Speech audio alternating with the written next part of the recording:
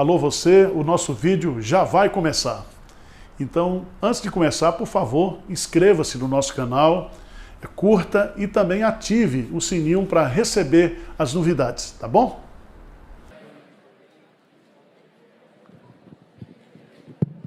Bom dia, meus irmãos. Nós vamos começar hoje a exposição do livro do profeta Isaías. É uma maratona. Quantos capítulos tem o livro de Isaías? Quanto? 66. 66. Quantos livros tem a Bíblia? 66? Tem certeza? 39 com 27, não é isso? Há muitos bons comentários sobre Isaías, publicado em português. Eu, preferencialmente, tenho uma obra que foi publicada pelos nossos irmãos da CPAD. Isaías, Deus salva pecadores, do Raymond. Raymond é a versão inglesa de Raimundo. Então o livro é Raimundo Ortland Júnior. Ele é reformado. Então eu estou no caminho certo, porque eu gosto muito da Assembleia de Deus. Gosto dos meus irmãos pentecostais. Respeito eles, como os batistas, os metodistas, os históricos. E a CPAD tem publicado obras maravilhosas.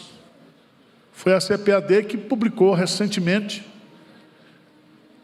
aquele comentário do Matthew Henry, uma obra clássica de um pastor reformado. É uma coleção de peso que todo crente deveria ter, porque é devocional exegético. Tá certo? E eu dou graças a Deus pelo ministério da CPAD e das Assembleias de Deus do Brasil, a maior denominação histórica pentecostal. E Deus tem usado esses irmãos no interior do Brasil, onde presbiteriano não vai, porque presbiteriano é chique. Você chega lá, tem uma Assembleia de Deus, uma loja das Casas Pernambucanas e uma agência da Caixa, né? Mas nós vamos estudar hoje Isaías. Abra o texto de Isaías, capítulo 1, versículo 1. Vamos ler juntos? Isaías 1:1, o que diz?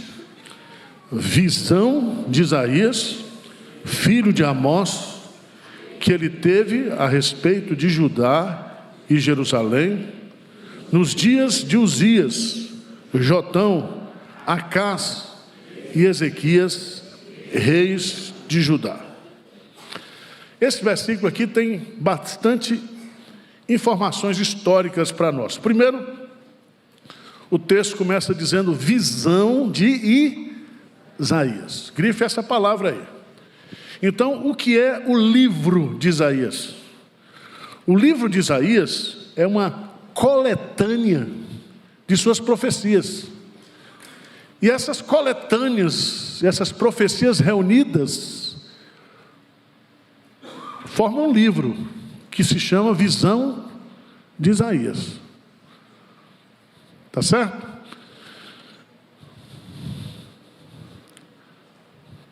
Abra sua Bíblia, por favor, lá em Deuteronômio, capítulo 18.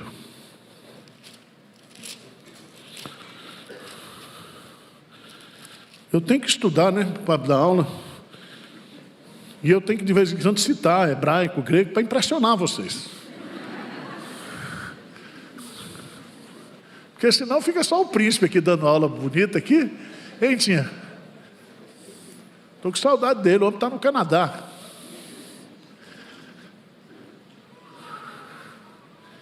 Veja, por favor,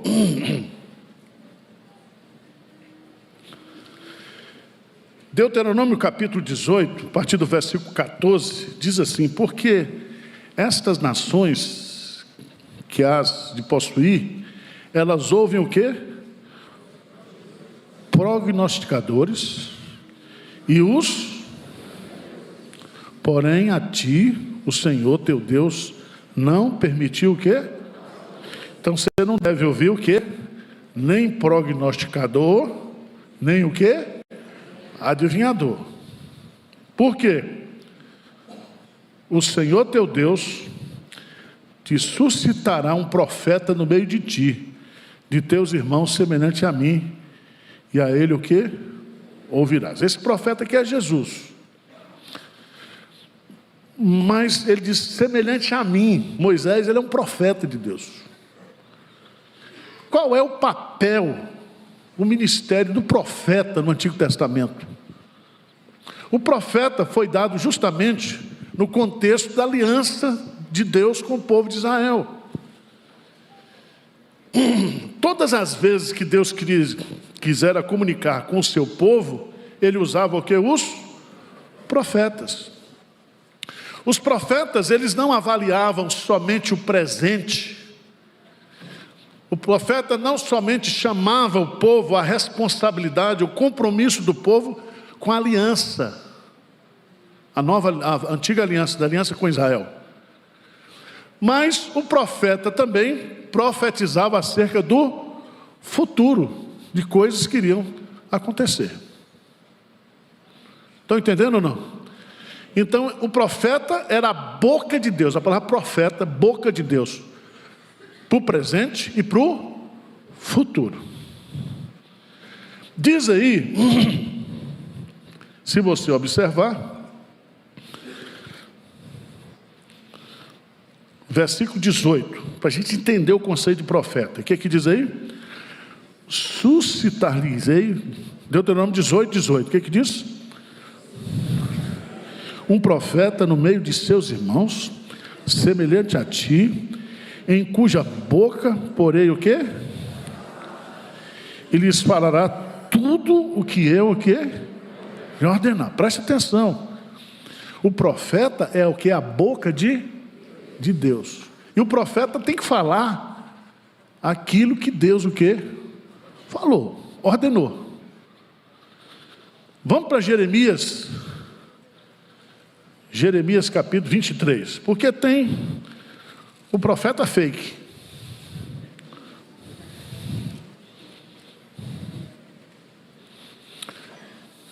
Sabia disso? Falso profeta. E hoje está assim, dando profetada. E os crentes seguindo esses profetas. Vamos ver. Jeremias 23. A partir do versículo 16. Veja o que o Senhor diz. Assim diz o Senhor dos Exércitos: não deis ouvidos às palavras dos profetas que entre vós o quê? E vos enchem de vãs o quê? Falam as visões do seu, não o que vem o quê? Da boca do Senhor. Dizem continuamente aos que me desprezam: o Senhor disse, paz tereis. E a qualquer que anda segundo a dureza do seu coração, diz, não virá sobre vós o quê? Veja a quantidade de pastor, de igreja. Não, pecar não tem problema não, pode pecar à vontade. Isso é falso profeta. Porque o profeta verdadeiro vai dizer, quando você pecar, arrependa-se. O profeta verdadeiro não vai encher você de vãs o quê? Esperanças. O profeta vai chamar você a responsabilidade que você tem de compromisso com Deus e mostrar também que Deus tem um compromisso de abençoar você.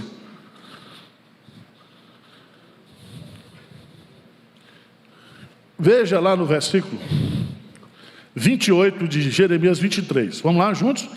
28, 23, 28 e 29. Vamos ler juntos? O profeta que tem sonho, conte-o apenas. Mas aquele em quem está a minha palavra, fale a minha palavra com verdade. Que tem a palha com trigo, diz o Senhor. Não é a minha palavra fogo, diz o Senhor, e martelo que esmiuça a penha? Portanto, eis que eu sou contra esses, diz o Senhor, que furtam as minhas palavras, cada um ao seu companheiro. Eis que eu sou contra esses profetas, diz o Senhor, que pregam a sua própria palavra e afirma: Deus disse isso. Cuidado com esse cara dizer: Deus está me dizendo. Sai fora. Porque agora nós temos o que? A palavra. E segundo o ensino do Novo Testamento, o último dos profetas, quem foi? João Batista. Como é que foi que ele morreu? Decapitado. Então cuidado com esse negócio de ser profeta, que é muito perigoso. Todo mundo queria ser sacerdote, mas profeta não. Profeta é profissão de risco. Profeta no Antigo Testamento não tinha sustento, não tinha proteção, não tinha nada. O sacerdote não, tinha o dízimo lá do tabernáculo, comia churrasco todo dia. Não é assim? Os levitas tinham sustento. Profeta não. Profeta só apanhava. Agora vamos lá. O livro de Isaías é chamado de visão de Isaías. Tem uns caras que são entendidos, assim, tem uns comentaristas que dizem assim: não, o livro de Isaías, ele não foi escrito por um Isaías só. 2 ou 3 Isaías existiram. Chama de Deutero Isaías e Trito Isaías. Não é verdade isso. Tá certo? Quem conhece literatura portuguesa? Já leu Fernando Pessoa? Fernando Pessoa, ele tinha uns pseudônimos. Era um só, com vários pseudônimos. Mas Isaías não, é um só. Vou provar isso para vocês. Abra a sua Bíblia lá em João, Evangelho de João, capítulo 12. João 12, 37 a 41. A explicação da incredulidade dos judeus. Diz assim: e embora tivesse feito tantos sinais na sua presença, não creram nele. Versículo 38, lê comigo. Para se cumprir a palavra do profeta Isaías, que diz: Senhor, quem creu em nossa pregação e a quem foi revelado o braço do Senhor? Para aí. Esse versículo aqui está lá no início de Isaías, capítulo quê? 53. O capítulo 53, confere aí. Isaías 53 começa justamente com essa palavra.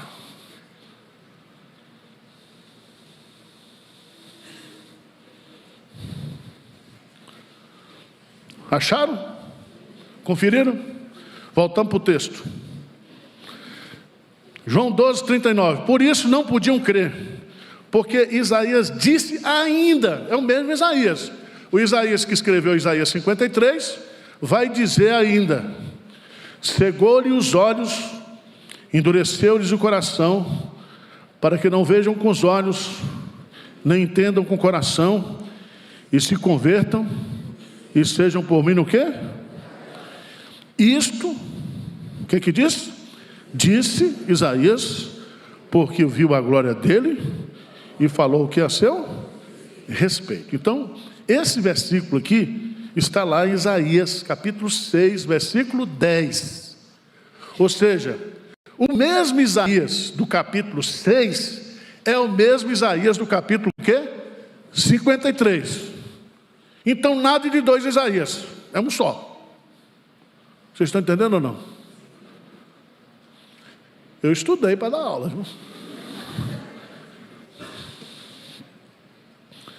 Isaías, ele é citado 65 vezes no Novo Testamento.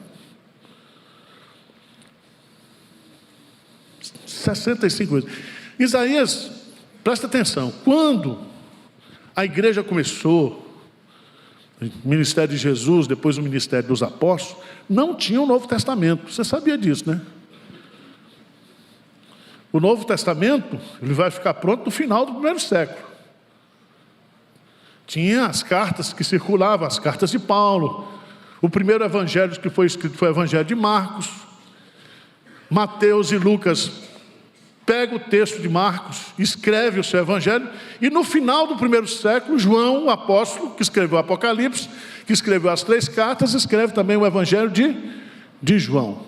Qual era o livro que os cristãos do primeiro século, da igreja primitiva, usavam para evangelizar? Isaías. Estão entendendo o que eu estou dizendo? Então, por isso que os comentaristas, eles chamam Isaías de o Evangelho do Antigo Testamento. O nome Isaías significa o Senhor é salvação.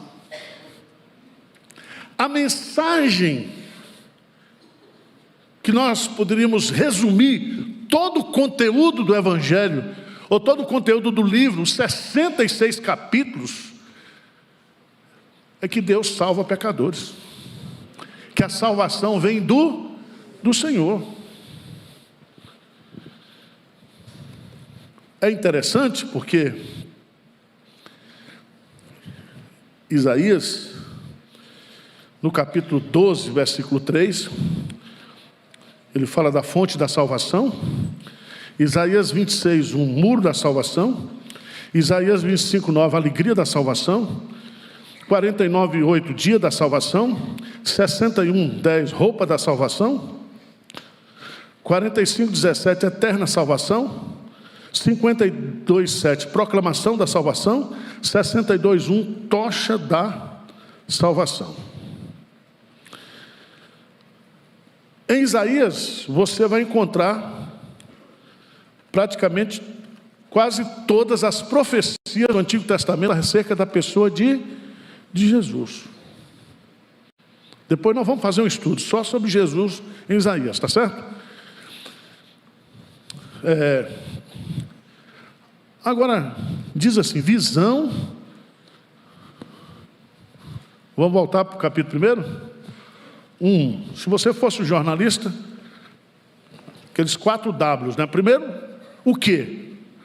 O livro, visão de Isaías. Quem era Isaías? Quem era essa figura? Diz aí que ele é filho de Amós, aqui da esquina, aquele verdureiro. Já ouviu falar? Isaías, filho de Amós. Podia ajudar a gente, né?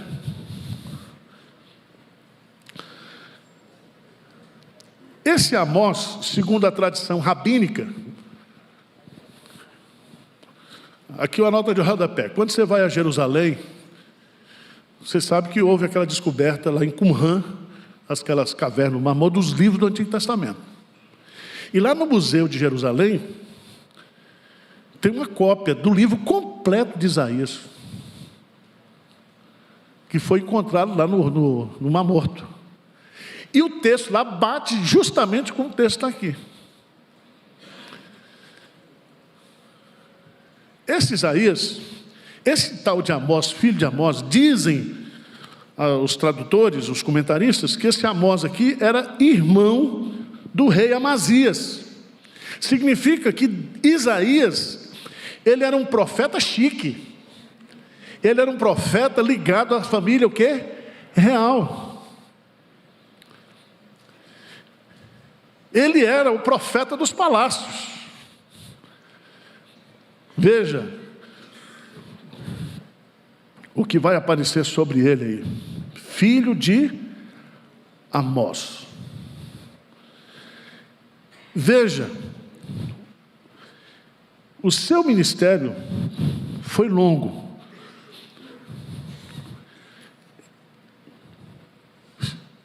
antes de falar sobre isso, eu queria que você lesse comigo 2 textos bíblicos. Isaías 7, versículo 3. Isaías 7, 3. Diz que esse Isaías era casado e tinha pelo menos 2 filhos. E ele morava em Jerusalém. Isaías capítulo 7, no versículo 3, o que é que diz aí? Disse o Senhor a Isaías: agora sai tu com teu filho, que se chama o resto volverá, ao encontro de Acais, que está na outra extremidade do aqueduto do açude superior, junto ao caminho do campo do... Veja bem, aqui está um nome para você botar no seu filho. Um resto que volverá. Ele tinha um filho. Veja que o profeta sofria porque ele tinha que encarnar o quê? A mensagem. A situação de Oséias. Deus diz para Oséias: casa com a prostituta. Essa prostituta vai trair você. Você vai ser o profeta mais chifrudo.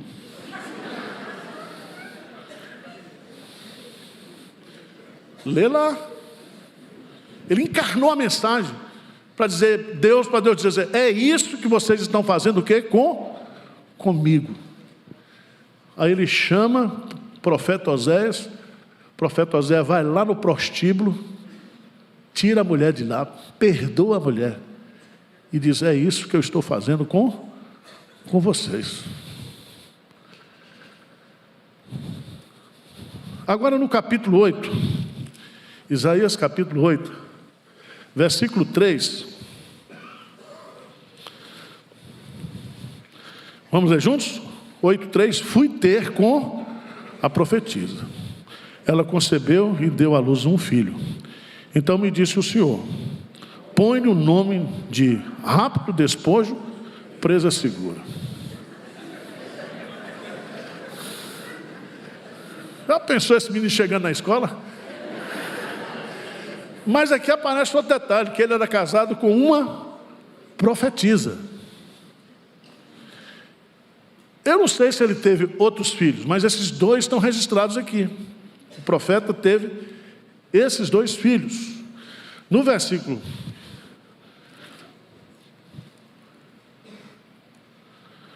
18,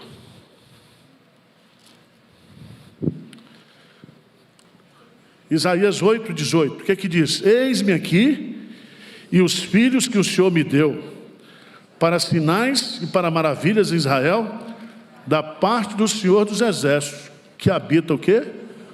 No Monte Sião. Então, Isaías, ele era casado e provavelmente, pelo menos a gente sabe que ele teve o quê? 2 filhos. Ele morou especificamente em Jerusalém. Agora é importante a gente entender também que ele teve um ministério muito longo. Veja Isaías capítulo 1, que ele vai profetizar nos dias do rei, o quê? Uzias, Jotão, Acais e Ezequias. Olha, ele passou praticamente por esses 4 reis. Não morreu, Ezequias morreu primeiro. Ele entrou. Quem foi o sucessor de Ezequias? Manassés. E Manassés foi um rei ruim. E provavelmente, quem matou o profeta Isaías foi Manassés. E lá, abra a sua Bíblia, por favor, em Hebreus, você vai descobrir. 11:37. Hebreus 11:37. Diz assim: foram apedrejados, provados, cerrados pelo meio, mortos a fio de espada, Andaram peregrinos vestidos de peles de ovelhas e de cabras, necessitados, afligidos e o quê? Essa é a vida do profeta. Esse cerrado ao meio aí, grife aí, cerrado ao meio. Cerrado pelo meio. Se aplica a Isaías. Ele foi o quê? Cerrado ao meio. Eu não sei se foi assim, de cima para baixo, ou se foi assim. Mas foi cerrado.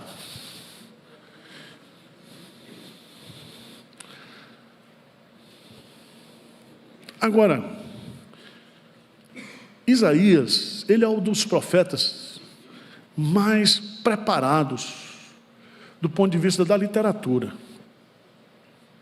Tem algumas características, depois eu vou dar para você, mas não existe nenhum profeta que tenha uma habilidade literária. O texto dele é riquíssimo em figuras. Depois nós vamos estudar algumas. Então ele era um profeta, ele diz assim, que tinha uma boa formação intelectual. Não era um profeta comum, era um profeta preparado literariamente. O texto dele é muito bom. E ele também, não sei se eu posso usar essa palavra, um profeta patriota. Que patriota hoje é palavrão, né? Patriota. Não existe um profeta que se identificava tanto com o povo como Isaías. Ele usa a expressão meu povo 27 vezes no seu texto. E todas as vezes que ele usa essa expressão meu povo, ele está pedindo ao povo para voltar-se para Deus, porque ele amava o seu povo. Ele queria o melhor para o seu povo. Por isso que ele é chamado por alguns comentaristas de o profeta patriota. Mas eu quero, irmãos, chamá-los aqui para o capítulo 6. Vamos estudar o capítulo 6 hoje.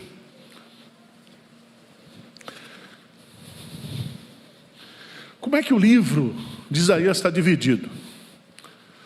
Duas partes. Pode colocar aí nos seus apontamentos. De 1 a 39, do capítulo 1 até o capítulo 39, são profecias que falam de condenação, juízo de Deus. Mostra o pecado do povo. No meio dessas profecias, tem as profecias da esperança acerca da pessoa de Cristo. Mas, praticamente, do capítulo 1 até o capítulo 39, de 1 a 11, juízo de Deus sobre Judá, de 12 a 23, sobre os povos, de 24 a 35, juízo de Deus sobre os dois reinos, capítulo 36, 37, 38, vai falar do ministério de Isaías com o rei Ezequias. Mas a partir do capítulo 40 até o capítulo 66, você tem consolação. Se de 1 a 39 você tem condenação, do capítulo 40 até o capítulo 66 você tem o quê? Consolação. Como é que começa o capítulo 40? Veja lá. O que diz lá? Primeiro versículo do capítulo 40. Consolai o meu povo, diz o vosso Deus. Aí Isaías e os judeus, eles entendem que essa segunda parte de Isaías é uma espécie de manual de consolo. E depois nós vamos estudar. Calma. Primeiro ele vai falar sobre a pessoa de Deus. Até o capítulo 47, 48, 40, vai falar sobre Deus. Depois ele vai falar sobre o servo sofredor, que é Jesus Cristo. E depois do capítulo 59 vai falar sobre o consolo do Espírito Santo. Ele vai usar as três pessoas da Trindade. O povo judeu usa essa segunda parte de Isaías como manual de encorajamento para o povo na história. Alguns rabinos dizem que isso aqui é de fato um manual de consolo. Infelizmente, porque eles não entendem que o capítulo 40 começa justamente apontando para a figura de Isaías e também para a figura de Jesus Cristo. Capítulo 40 diz: consolai o meu povo, diz o vosso Deus, falai ao coração de Jerusalém, bradai-lhe, já é vindo o tempo da sua milícia, que a sua iniquidade está perdoada e que já recebeu em dobro das mãos do Senhor por todos os seus pecados. Veja aqui, Isaías falando sobre João Batista: voz do que clama no preparai o caminho do Senhor, endireitai o ermo, vereda nosso Deus, todo vale será aterrado e nivelado, todos os montes e outeiros, o que é tortuoso será retificado, os lugares escabrosos aplanados. A glória do Senhor se manifestará e toda a carne haverá, pois a boca do Senhor o disse. Essa glória do Senhor, quem foi que manifestou essa glória? Jesus Cristo. Jesus Cristo. E é tão bonito que o versículo 11 de Isaías 40 diz: como pastor apacentará o seu rebanho, entre os seus braços recolherá os cordeirinhos e os levará no seio. As que amamentam, ele guiará o quê? Mansamente. O bom pastor vai vir, o bom pastor virá, e esse bom pastor quem é? Jesus Cristo. O judeu lê e não entende, dá vontade de abrir a cabeça do judeu com machado, mas não pode. Isaías 6, vamos só falar um pouquinho aqui sobre o chamado de Isaías. Esse é um texto muito pregado, muito conhecido. Aliás, pegaram esse texto de Isaías e fizeram a base da liturgia presbiteriana, né? Começa com adoração, contrição, perdão de pecados, aí Deus fala, edificação, e no final consagração. Se você pegar o manual, o Inário Novo Cântico, você vai ver que os organizadores do Inário usaram justamente esse texto de Isaías 6 para estruturar o Inário. E muitas igrejas presbiterianas só usam Isaías 6 como modelo de culto. Nós somos diferentes, nós usamos vários textos.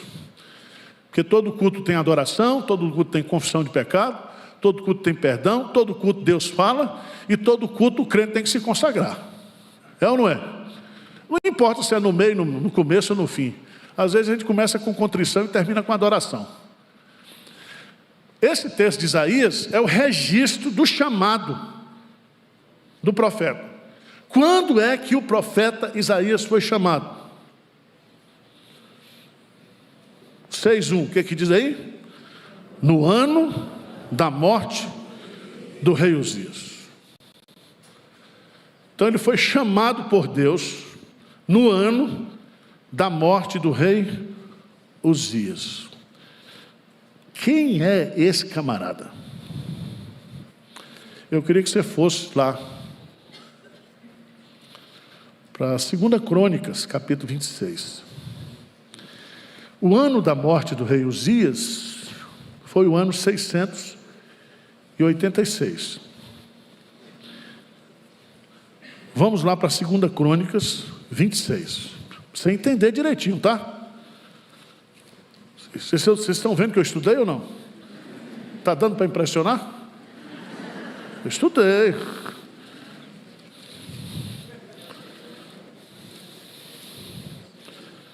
Aqueles que se afadigam na palavra. Todo o povo de Judá, 2 Crônica 26, todo o povo de Judá tomou a Uzias, que era de 16 anos, e constituiu rei em lugar de Amazias, o quê? Seu pai. Aí diz que ele edificou Elate, restituiu a Judá, depois que o rei descansou com seus pais. Uzias tinha 16 anos quando começou a reinar. Quantos anos ele reinou? 52 anos reinou, hein? E era o nome da sua mãe, Jecolias de Jerusalém. Ele fez o que era reto perante o Senhor, segundo tudo que fizera Amazias, o quê? Seu pai. Ele começou bem. Deus abençoou esse homem. Depois você lê. Ele foi muito abençoado. Só que no final, ele foi tomado pela soberba. E ele então, como rei, ele queria ser sacerdote também. E eram funções o quê? Diferentes. Cada um no seu quadrado. Lembra que Saul também deu uma de sacerdote? Foi repreendido pelo profeta Samuel? Porque ele era rei. E o rei cuida lá do palácio. Quem cuida do tabernáculo, quem é? O sacerdote. E o profeta apanha. Porque fica lá falando a vontade de Deus para o rei, confrontando os sacerdotes, confrontando o povo. Porque ninguém queria ser profeta, não.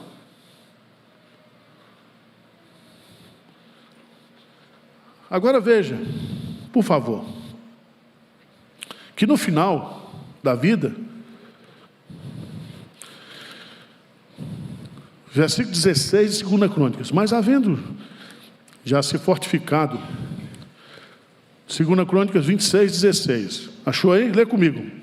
Mas, havendo-se já fortificado, exaltou-se o seu coração para a sua própria o quê? E cometeu transgressões contra o Senhor seu Deus, porque entrou no templo do Senhor para queimar incenso no altar. Quem é que queima altar no incenso? Sacerdote. O rei achou que ele era o cara. O que que Deus fez? Mandou uma lepra. E ele morreu. Diz o texto. Versículo 21, veja lá. 2 Crônicas 26, 21. O que que diz? Assim ficou leproso o rei Uzias até o dia da sua morte. E morou, por ser leproso, numa casa separada, que foi excluído da casa do Senhor. Jotão, seu filho, tinha a seu cargo a casa do rei, julgando o povo da terra. Diz o texto, descansou, versículo 23, Uzias com seus pais. E com seus pais o sepultaram no campo do sepulcro, que era dos reis. Porque disseram, ele é leproso. E Jotão, seu filho, reinou em quê? Em seu lugar. Qual a lição que a gente aprende aqui? É muito importante você começar bem. Mas é mais importante você o quê? Terminar bem.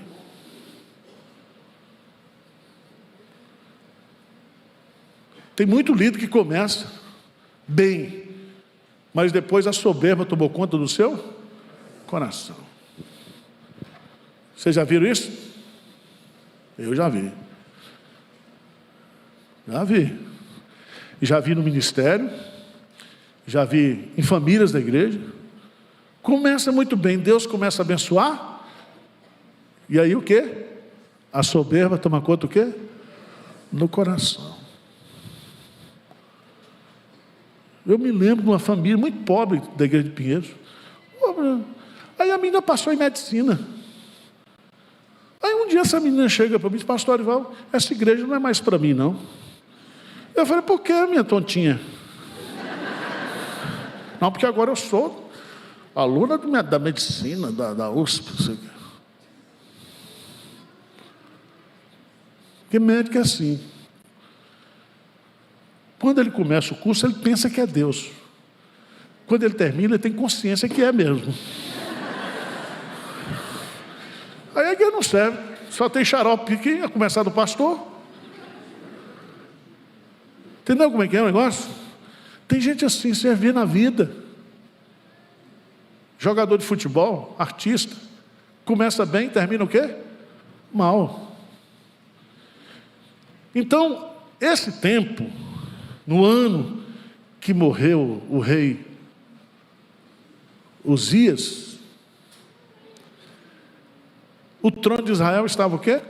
Desocupado. Esse Jotão aqui era muito fraco, porque o pai foi um líder extraordinário. Havia fome, havia desespero, havia desesperança. E aí, Isaías vai ao templo. E aqui nós vamos observar as visões que Isaías teve no templo. Primeiro, vamos ler juntos o versículo primeiro. No ano da morte do rei Uzias, eu vi o Senhor assentado sobre um alto, e as abas de suas vestes, o quê?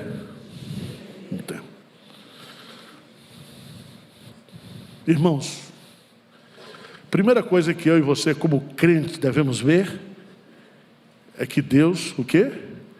Reina.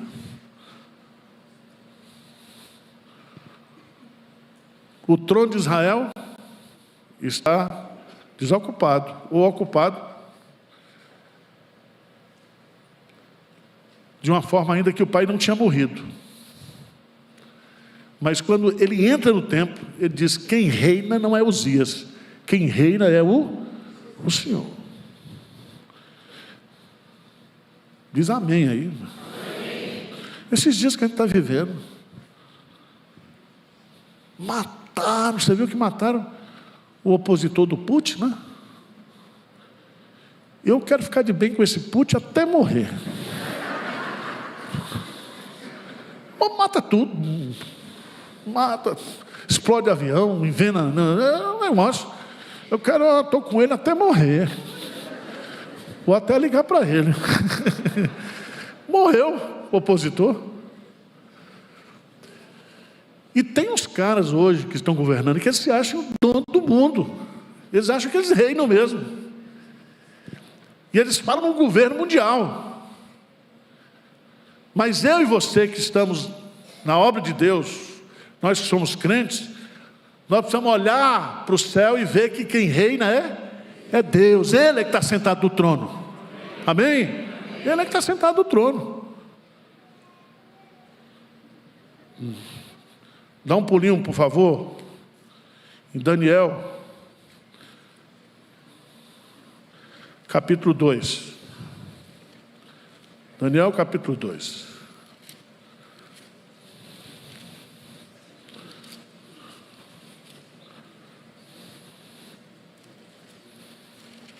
Você sabe que Nabucodonosor foi um grande rei.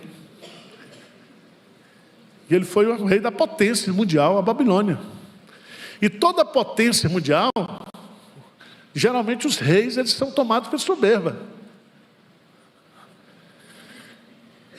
E você sabe que ele teve um sonho. Quem interpretou esse sonho foi justamente Daniel. E eu queria que você lesse comigo Daniel 2, 20 a 21. Vamos ler juntos? Daniel 2, 20 e 21. Disse Daniel: seja bendito o nome de Deus, de eternidade a eternidade, porque dele é a sabedoria e o poder. É ele quem muda o tempo, as estações, remove reis, estabelece reis. Ele dá sabedoria aos sábios e entendimento. Ele revela o profundo e o escondido. Conhece o que está em trevas, e com ele o que mora? A luz. Nabucodonosor achou que ele era o dono do mundo. Aí Deus manda uma doença, que eu estudei sobre loucura na Bíblia. Foi um estudo de caso pessoal.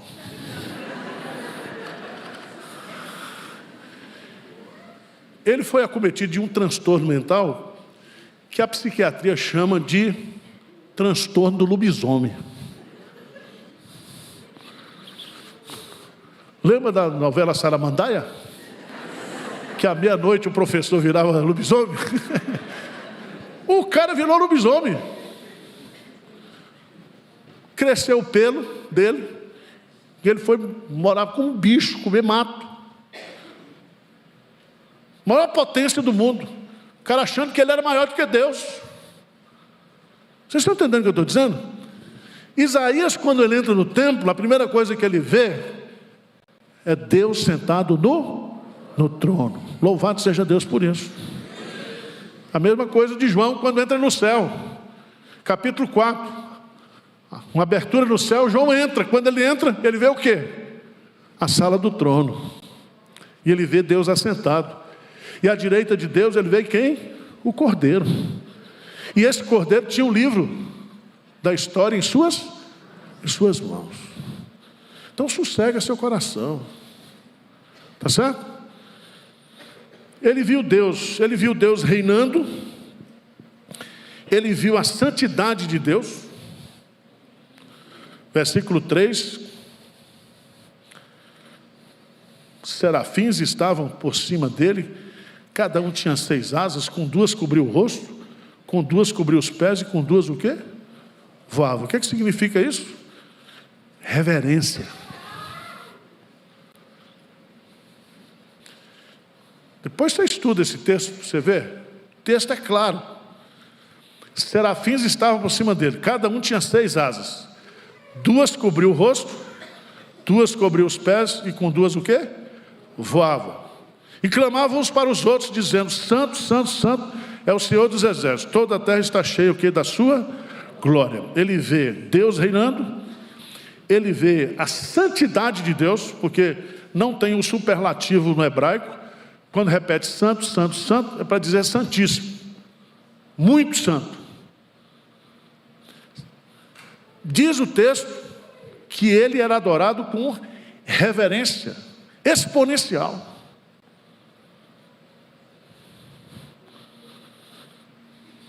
Ele viu como Deus é adorado de forma o quê? Reverente. Está faltando isso hoje, não é isso? Tá. Faltando reverência. Tem uns caras que chamam Deus até de você. Tudo bem, ele tem essa intimidade, eu respeito, mas diz o texto claramente que os serafins tinham as asas, cobriu o rosto, cobriu os pés, e com 2 o quê? Voavam. Reverência, santidade diante desse Deus glorioso. Ele viu também uma coisa interessante. A última parte do versículo 3: toda a terra está cheia o que? Da sua glória. Toda a terra está cheia da sua glória. Os céus proclamam o quê? E o firmamento anuncia as obras das suas. Deus é glorificado no universo.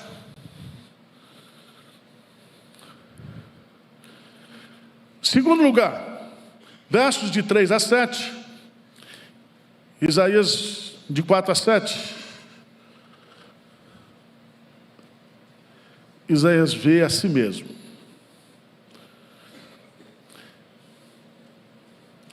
As bases do limiar se moveram, versículo 4, a voz do que clamava, e a casa se encheu de fumaça.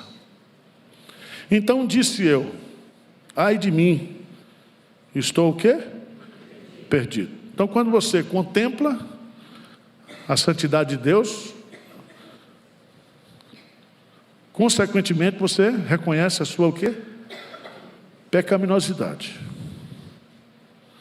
Por isso que João Calvino coloca nas suas institutas, na abertura das suas institutas, que a vida cristã se resume a essas 2 coisas: conhecer a Deus e conhecer o quê? Assim mesmo. Quando você conhece a santidade de Deus, você conhece o quanto você é o quê? Pecador. Quando você conhece a majestade de Deus, você reconhece que você é pó. Então, o conhecimento de Deus produz em nós o autoconhecimento. Ele viu o seu pecado e a sua condição diante de Deus. Ele viu também o pecado à sua volta. Ele diz: porque sou homem, versículo 5, sou homem de lábios impuros, habito no meio de um povo o quê? De impuros lábios. E os meus olhos viram o Rei, o Senhor o quê? Dos exércitos. Isso é muito importante, irmãos, a gente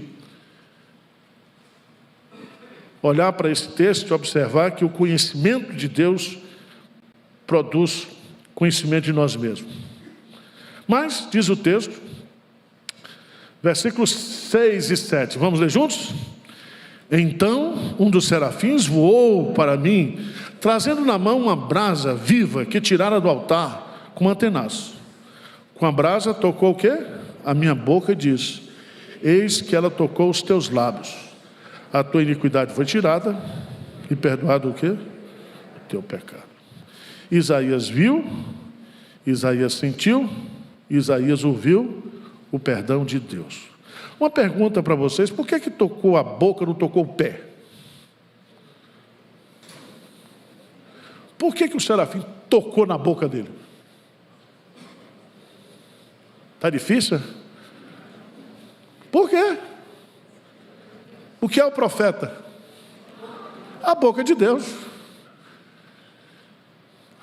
Simbolicamente está dizendo: eu estou santificando a sua boca, santificando o seu coração.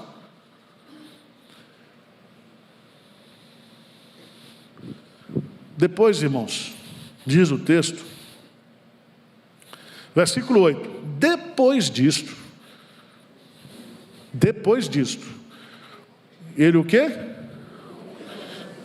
Então, depois que ele viu, depois que ele ouviu, depois que ele sentiu, ele agora vê de novo. Depois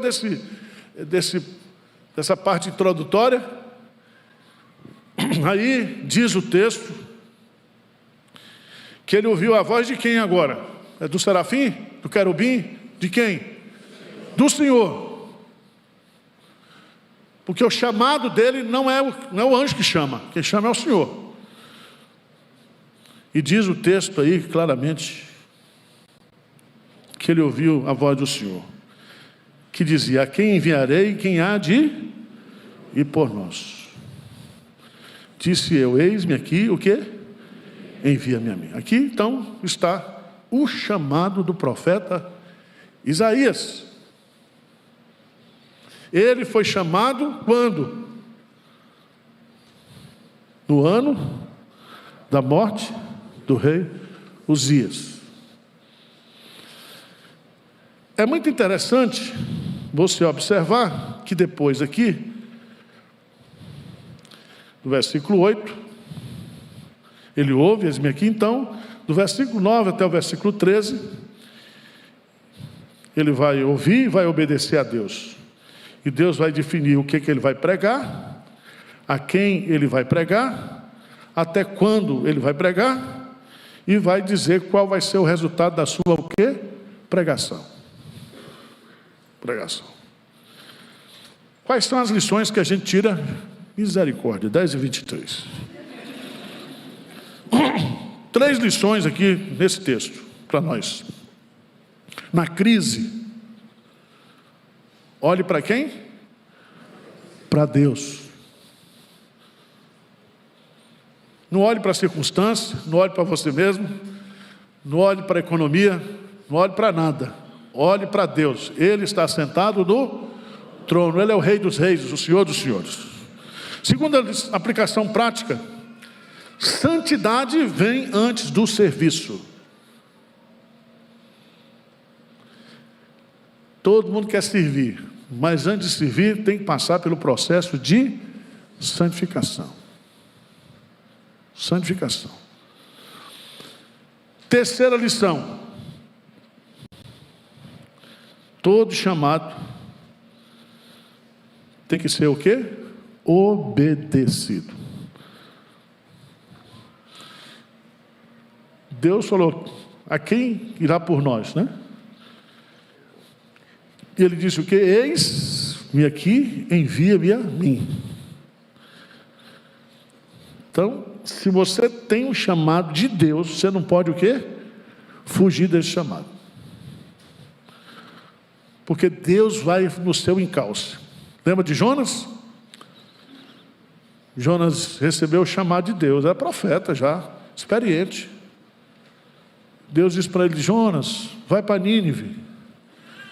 Ele diz: eu não gosto de Nínive. Eu quero que Nínive vá para o inferno. Mas Deus é misericordioso. Deus queria salvar Nínive. O que ele faz? Ele foge para Tarsis. O que Deus faz? Vai atrás dele. Vai atrás dele com tempestade. Vai atrás dele com baleia. Foi assim ou não foi? Crente fugindo do chamado de Deus, não pode. Aí ele vem, passa 3 dias lá na barriga da baleia, que ele era presbiteriano só ora quando a coisa esquenta mesmo. Aí ele orou. E aí a baleia o quê? Vomitou ele. Aí o capítulo 3 começa, veio, segunda vez a palavra de Deus, Jonas. Aí ele vai. Mas ele não tinha sido quebrantado não, porque ele era meio depressivo, amargurado. Ele não queria que os ninivitas se convertessem. Aí Deus, ele prega um sermão, o pior sermão do mundo. Pior sermão, não existe. Um sermão curto e ruim. Então você tem chance, meu irmão. Ele prega para ninguém se converter. Deus vai e o quê? E converte.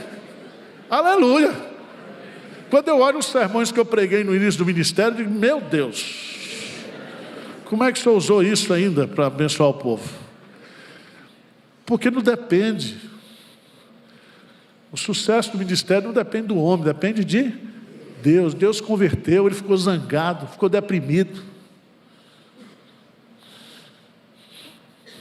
Mas a lição foi dada, o nosso Deus é missionário.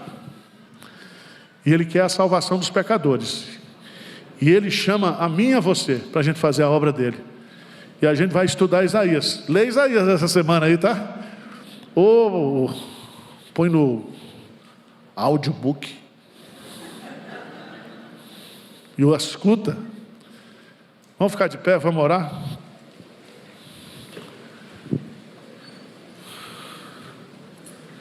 O que vocês acharam da aula hoje?